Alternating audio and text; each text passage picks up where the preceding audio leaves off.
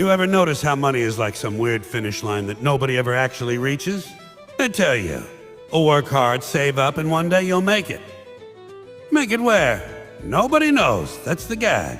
You run and run, and the finish line just keeps moving like it's being dragged by some clown in big shoes with a fishing pole. You sweat, you pant, you grind, and when you finally think you're close, surprise. The goalpost moved 3 blocks down the road. You don't get a trophy. You don't get confetti. You just get a new bill in the mail. That's life. One giant treadmill where they let you believe you're going somewhere. But really you're just making noise and staying in the same spot, a little more tired each time. And people talk about a financial freedom. Oh, isn't that cute? If I can just save up enough, I'll be financially free. You're not free. You're free the way a dog is free on a 30-foot leash. You think you're roaming the world, but really you're circling the same patch of dirt. You don't own money. Money owns you. That paycheck you worship? It's like a shot of caffeine for a junkie. Just enough to get you through the week, not enough to ever quit. And then the dealer comes back around on Friday with another envelope and you wag your little tail like, oh boy, I'm saved. Saved from what? The same misery you'll be drowning in next week. Look at how they've designed it. They dangle the carrot, promotions, bonuses, overtime. Work hard now so you can rest later. Later never comes. Later's like a coupon you keep in your drawer that expired 3 years ago. You save it, you believe in it, and then one day you realize, oh, I never actually got to use this, did I? Retirement, they call it. Save for retirement. They want you to spend the first 60 years of your life piling up enough money so you can finally relax when you're too old to bend down and tie your own shoes.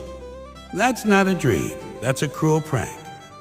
That's like telling a kid, here's your ice cream cone, and then holding it just out of reach until he's 87 years old and has no teeth left to enjoy it. And here's the kicker. The people who actually do manage to stockpile piles of money never stop chasing it.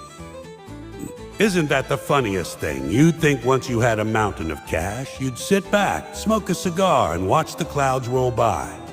No! They become more obsessed. They hire teams of accountants, advisors, lawyers just to protect their pile. They don't sleep at night. They're afraid the market will crash. The government will tax them. The whole system will fold. And suddenly, their giant pile will turn into a slightly smaller pile. They don't enjoy it. They're terrified of losing it. So the chase doesn't end with having enough money. The chase ends when you're dead, and even then your relatives fight each other over the leftovers like seagulls fighting for a French fry. And the middle class, oh, they've mastered the art of pretending the finish line is right around the corner. You hear them all the time. Just one more raise, just one more promotion. Then we'll be set. Set for what? Set for another round of bills, set for another round of expected emergency. That's the phrase they use, unexpected emergency. Like an emergency is ever expected. Whoa, honey, I penciled in a car accident for Tuesday. Better set some money aside. No, it doesn't work that way. Life hits you with expenses like a carnival game where the targets keep popping up faster than you can shoot. Just when you've paid off the dentist, the water heater explodes. Pay off the water heater, the car needs new brakes. Fix the brakes and the kid needs braces. The braces are barely off, and now you need a new roof. The roof leaks onto the braces, and now you're right back where you started, except you're older, balder, and crankier. And the advice they give is always the same. Work smarter, not harder. Oh yeah? Tell that to the guy working 3 jobs who still can't cover rent. He's working smarter, harder, faster, upside down, and he's still behind. Smarter doesn't pay when the game is rigged. It's like playing Monopoly against a banker who prints new money every time he runs out. You can't win. You're not supposed to win. The board is designed to keep you moving around in circles, hoping that one day you'll finally own Boardwalk. And meanwhile, the guy running the game already owns the whole board, and he's laughing while you mortgage your last property just to stay alive. What cracks me up is how people confuse money with happiness. They say, money doesn't buy happiness. Of course it doesn't, but you still need enough to rent it once in a while. Happiness in this system is like a motel room with a coin-operated bed. Put in your quarters, enjoy your little vibrations of joy, and the second you run out of change, the shaking stops.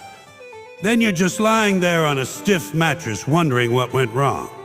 And everyone keeps thinking, maybe if I had just a little more. That's the line, right? A little more. Doesn't matter if you're broke or a millionaire.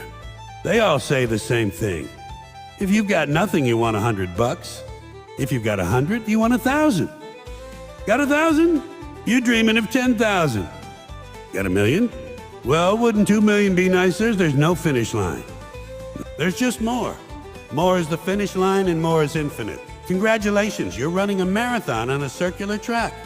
Hope you brought comfortable shoes. And people justify it by saying they're chasing money for the kids. Oh, the kids. The human excuse machine. You ever notice every bad decision in life gets blamed on the kids?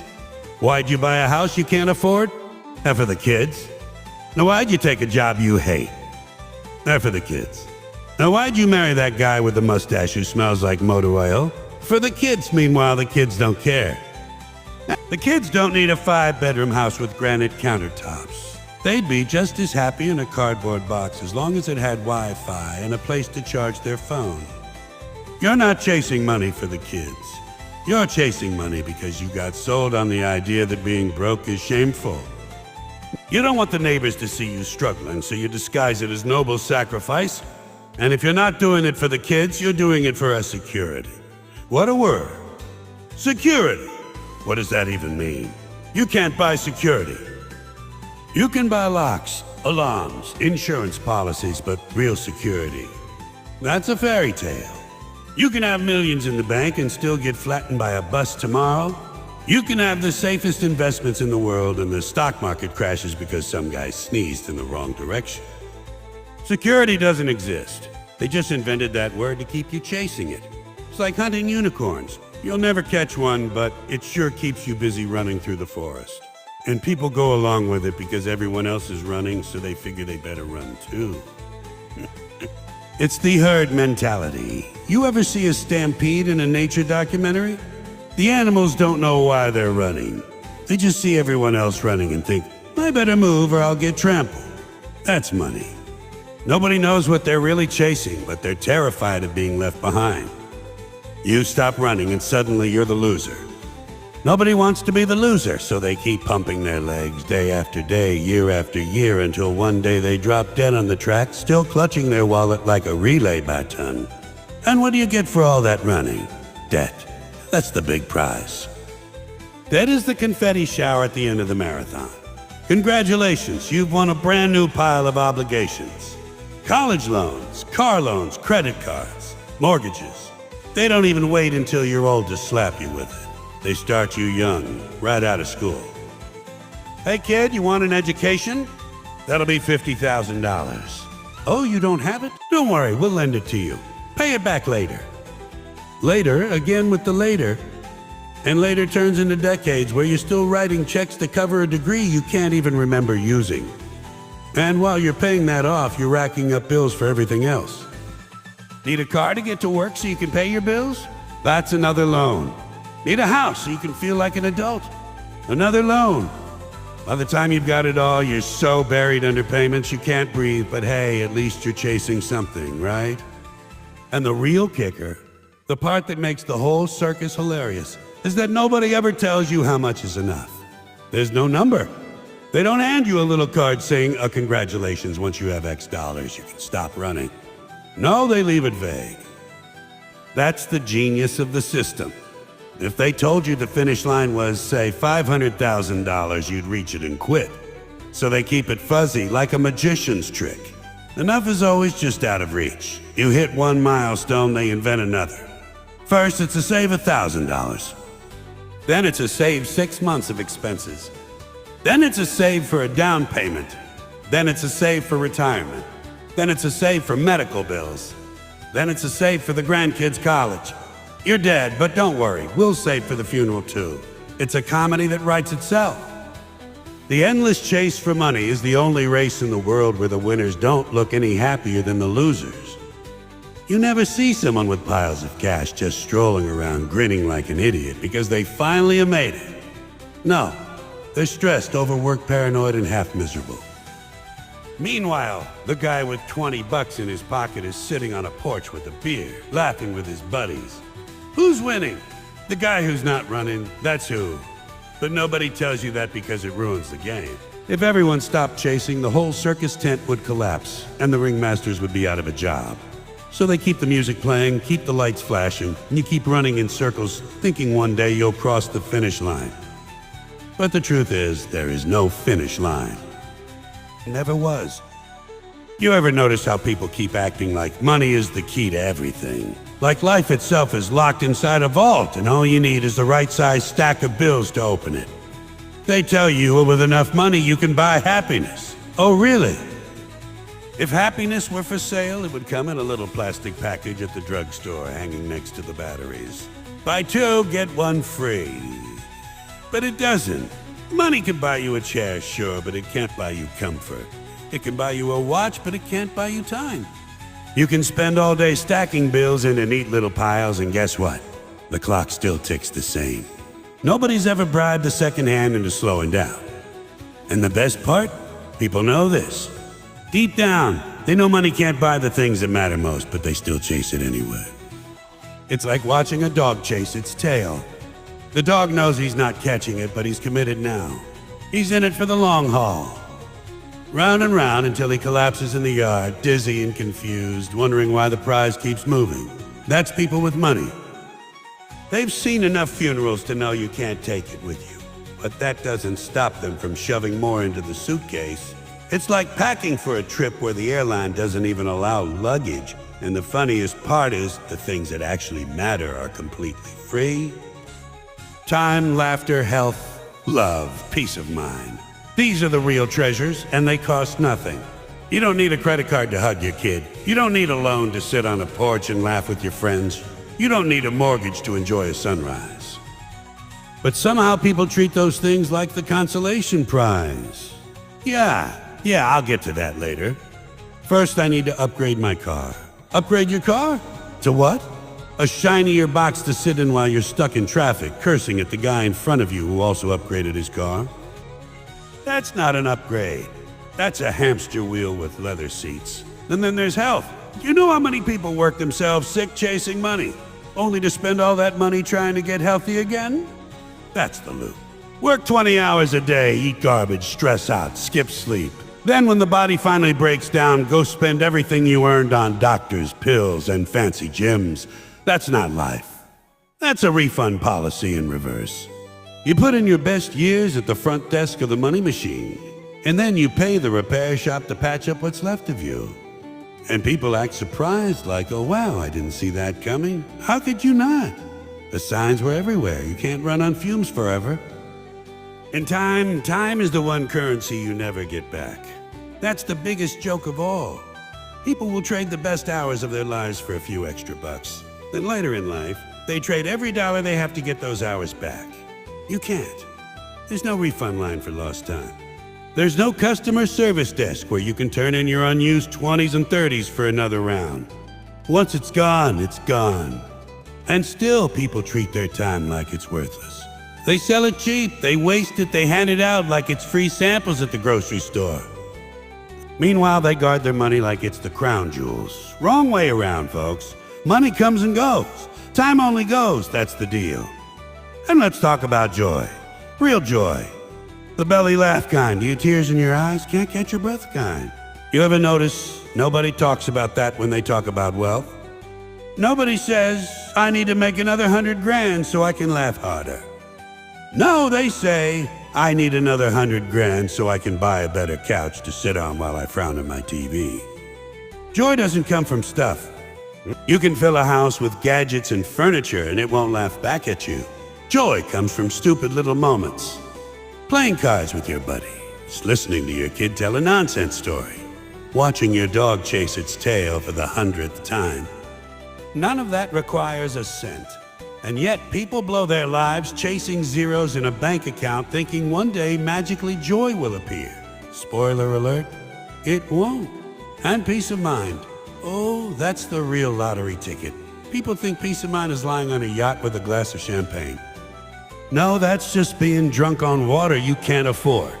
Peace of mind is sleeping through the night without worrying about bills, without thinking someone's going to take your stuff, without lying awake calculating interest rates in your head. And funny enough, the people with the most money often have the least peace of mind. They're too busy guarding it, managing it, fighting lawsuits, hiring security, building walls. They're prisoners of their own success, trapped in a vault that's supposed to be their treasure chest. The guy with a mattress on the floor and nothing to steal probably sleeps better. That's the comedy. The less you have, the freer you are. The lighter the load, the easier the journey. And yet we still convince ourselves that the wallet is the throne of value. Open it up, and if it's thick, you must be important. Thin wallet? Nobody cares. But a fat wallet doesn't make you wise, kind, funny, or loved. A fat wallet doesn't mean your kids respect you, or that your partner wants to spend time with you, or that you'll be remembered fondly when you're gone. All it means is that you had more receipts to keep track of. Imagine that as your legacy. Ye left behind a very large stack of paper. Inspiring. And you know what really exposes the illusion? Funerals are the great equalizer. Nobody stands up and says, he had such an impressive checking account. Nobody says, we'll all miss his collection of luxury watches. No, they talk about how he made people laugh, how he was kind, how he showed up when it mattered. They talk about the stuff you can't buy. That's when you realize the game was rigged the whole time. You spent decades polishing your toys, and when the curtain drops, nobody even mentions them. They talk about the intangibles, the free stuff, the stuff you ignored while you were chasing numbers. And memories are the real currency. Oh! You can't swipe a credit card to create one. They don't sell them in a store. They're built out of time and attention. And the sad part is, people miss the chance to make them because they're too busy working for money to buy things they won't remember. You ever think about that? You skip a family dinner to put in overtime, so you can afford a vacation, but then the vacation is over in a week. And the memory fades, while the family dinner you skipped could have been the moment everyone remembered. You don't get to replay it. You traded it for an hour of wages. That's the math nobody likes to do. And love. Real love isn't for sale. Oh, sure, you can buy attention, you can rent company, you can lease affection, but love, the real thing, can't be purchased. It's either there or it isn't. And if it's there, it doesn't care if you're broke. It doesn't care if your shoes are old, or your car rattles, or your couch has a stain. If it's real, it shows up anyway. And if it isn't real, no amount of diamonds or vacations will make it so. But try telling that to someone convinced they can buy romance by flashing a credit card. They'll keep trying and they'll keep failing, because money can buy a lot of things, but it can't buy someone's heart. And you know what's really funny? Some of the happiest people on earth are the ones with the least money. You see them sitting outside laughing, telling stories, making do with whatever they've got, and they're content. Meanwhile, the guy in the mansion is pacing around his marble floors, worried about stock prices. Who's richer? The one with peace of mind. The one who can actually enjoy the moment. And that's the punchline, the joke that keeps repeating. The value isn't in the wallet. It's in the moment, in the laughter, in the people around you, in the things you can't put a price tag on. And every once in a while, you see someone figure it out. They walk away from the rat race, they downsize, they simplify, and suddenly they look 10 years younger. Why? Because they stopped pretending the wallet was the throne. They started treating life like life instead of a ledger. That's the secret nobody wants to admit. The real treasures are free, and the stuff you keep chasing is just wrapping paper with nothing inside. Because in the end, the real value isn't in the wallet. It never was. You ever stop and wonder why people keep buying things they don't need with money they don't really have to impress people who aren't even paying attention? That's the great joke of the modern world. It's a show-and-tell game where nobody gives a damn, but everybody still plays. You buy the shiny car, you flash the designer label. You wave around the latest gadget like it's a magic wand, and the truth is, no one's looking. Everyone else is too busy showing off their own junk to notice yours. It's like a room full of parrots all screaming at once. Nobody's listening, they're just making noise to prove they exist. And take car. Oh, cars are the funniest. People buy cars they can't afford just so strangers at a red light can glance at them for half a second. Half a second. Half a second. You're sitting there in your brand new, leather-seated, turbocharged status symbol, and the guy next to you is picking his nose in a 15-year-old sedan, and he doesn't even see you. You mortgage your soul for horsepower, and the world just keeps moving. The truth is, a car is just a box on wheels designed to get you from A to B without collapsing into a pile of rust. That's it. But no, we had to make it into a rolling billboard for self-worth. Well, look at me. Look at my personality expressed in metallic paint, and nobody cares. Nobody's life has ever been changed by noticing your rims. And houses? Oh, houses are where the comedy reaches Broadway level. People stretch themselves into mountains of debt just to own more square footage than they could ever use. You know how much of your house you actually live in. About 3 rooms: the kitchen, the bathroom, and the place where you fall asleep. The rest is just expensive decoration for visitors you don't even like. People walk you through their homes like it's an art exhibit. This is our formal dining room. We only use it at Thanksgiving. Oh great, you built an entire room for 1 meal a year. That's efficient. Here's the guest bedroom. Wonderful. That's where you keep the relatives who annoy you. This is our sunroom. Oh, a room specifically for the sun. What a revolutionary concept. Meanwhile, half the world is making do with a single room and a chair, and they're fine. But you needed a place just for your decorative pillows. And let's not forget clothes. Fashion is a never-ending treadmill where they convince you the shirt you bought last year has magically become ugly. Isn't that something? You wore it, you liked it, you thought you looked great, but now some expert has declared it outdated. Suddenly your perfectly fine jacket is a relic. Into the closet, off to the thrift store, and here you go buying another one. People strut around in brand names like the label is a badge of honor, as if that little stitched logo is the thing that gives them value. People are walking billboards, paying top dollar to advertise someone else's company. That's the punchline. They pay money to be unpaid human commercials. And gadgets. Oh, don't get me started on gadgets. People camp out in lines, freezing overnight just to get a slightly shinier version of a gadget they already own. You know what the new phone does? The same thing the old phone did, only this one has a camera that can see your pores from space. People show it off like they've discovered fire. Now look, mine has 3 cameras. Congratulations, now you can take blurry pictures of your lunch from 3 different angles. And the moment you buy it, they're already advertising the next one. That's the trick, never let you feel satisfied. The second you think you've caught up, you're already behind again. It's like chasing a bus that keeps pulling away every time you reach the door. Why do people do this? To impress other people. That's the great cosmic joke.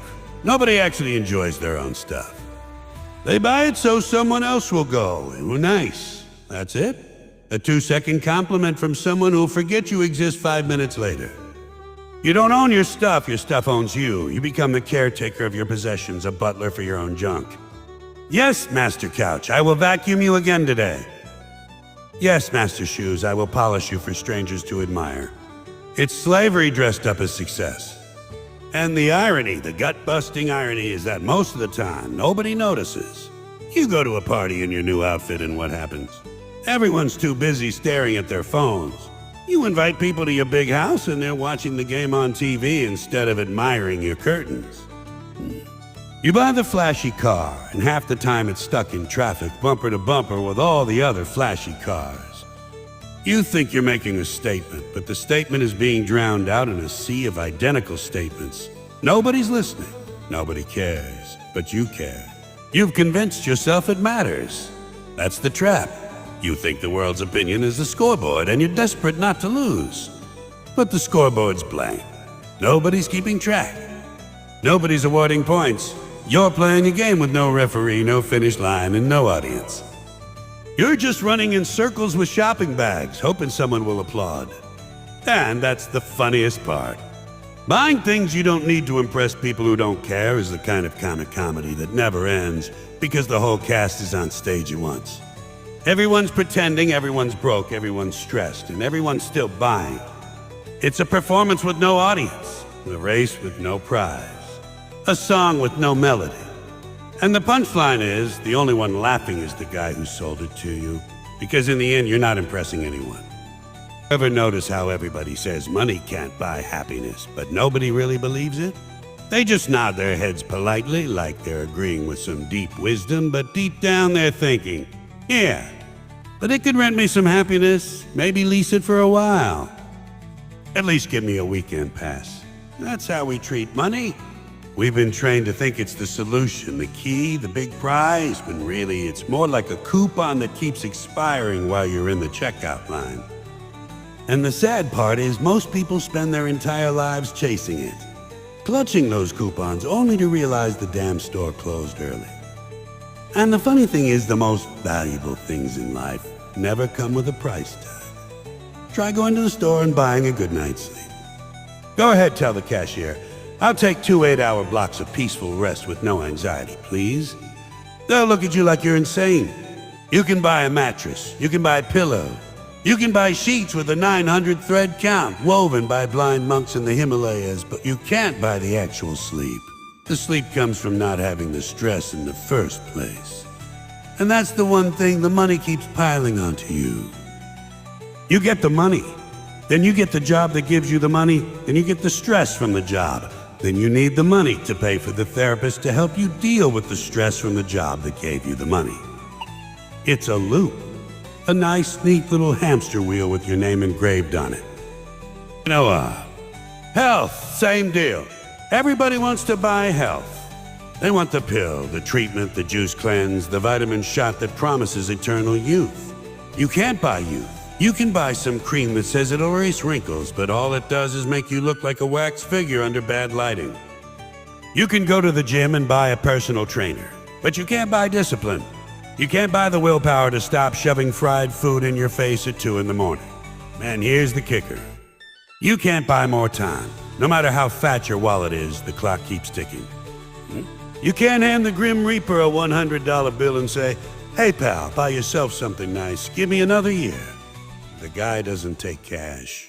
Doesn't take credit either. The only thing he takes is your appointment, and trust me, it's non-refundable. And peace of mind? Oh, forget it. You can't buy that. They'll say, people try. They think peace of mind comes from security systems, guard dogs, alarm codes, gated communities. All that buys you is a slightly more expensive version of anxiety. Now you're not just worried about the world. You're worried about whether the alarm works, whether the gate closes, whether the dog bites the wrong person and you get sued. You want peace of mind? You don't need a lawyer and a fence. You need to stop chasing the nonsense in the first place.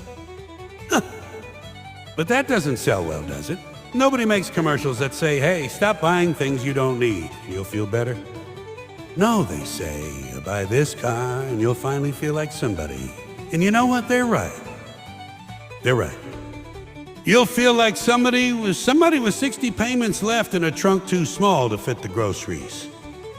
The biggest joke about money is how it tricks us into thinking it's connected to happiness. People believe it like it's gospel. If I just had more money, I'd be happy. No, if you just had more money, you'd have more bills. Happiness isn't in the wallet, it's in the head. You ever meet somebody broke who's laughing their ass off? They don't have 2 dimes to rub together, but they're the life of the party. And you ever meet somebody rich who looks like they've been constipated for 10 years straight? That's because the money only solves the money problems. And once those are solved, you're left with the real problems, and the real problems aren't for sale. They don't stock those at Walmart. Think about joy, real joy. The kind you get from a belly laugh with friends, from sitting around telling stories, from playing with your kids or your grandkids, or even just from sitting in the park feeding pigeons and watching them fight over breadcrumbs like tiny feathered mobsters. You can't swipe a card for that. You can't go online and add it to your cart. It doesn't ship in 2 days. It doesn't come with a warranty. And yet, that's the stuff people remember when they're old. Nobody on their deathbed ever says, you know what I regret? Not buying that 3rd blender in 1987. No, they say, oh, I wish I spent more time with people I cared about. And then you realize all the chasing, all the scrambling, all the hustling, it was for paper that got left behind in a drawer somewhere. Money's a tool, but we treat it like a religion. People pray to it. They kneel before it. They think it has the answer. But it's like praying to a hammer. A hammer's only good if you know what you're building. If you're just swinging it around, you're gonna hurt yourself and probably break the furniture, and that's what people do with money. They swing it around, not building anything, just smashing up their lives, wondering why it doesn't feel right. Because they forgot the hammer wasn't the point. The house was the point, the life was the point. And the wildest part is the people who have the most money are usually the ones who understand its limits the least. They keep piling it up, as if one more stack is going to fill the hole inside them. But the hole isn't in the wallet. It's in the heart, in the mind, in the soul, in whatever part of you keeps you up at night when everything's quiet. And no matter how many zeros you add, the hole doesn't care. It just stares back at you, yawning wider. Because the hole doesn't want money, it wants meaning. We've all seen it. Folks with enormous houses. So big they need a map to find the bathroom. And yet they're lonely. They've got 10 rooms and no laughter in any of them. They've got cars that could outrun the cops in 3 states, but nobody to ride shotgun. They got closets stuffed with clothes, but nowhere to go. And you realize it's not about the stuff. It was never about the stuff. It was always about the moments. The moments when you felt alive. And moments don't come with receipts. Here's another one, love. Try buying love. Not the rented version, I mean the real thing. You can. You can buy a date. You can buy attention, you can even buy a wedding if you want to go through the motion. But the actual connection, the spark, the thing that makes your heart feel like it's doing somersaults in your chest, you can't buy that. It either happens or it doesn't. And it usually happens when you're not looking for it, when you're not trying to buy it, when you're too busy laughing at some dumb joke. That's when it shows up. And the funny part is, the people who try to buy it the hardest usually end up the loneliest. Because money can get you company, but it can't get you companionship. And isn't it hilarious how the people who brag the most about money are usually the most boring? They think flashing a wad of cash makes them interesting, but it just makes them predictable. You know what they're going to say, you know what they're going to do, and you know they're going to keep looking over your shoulder to see if someone richer walked in. Real value is in the stories, in the laughter, in the stupid little moments that make life worth living.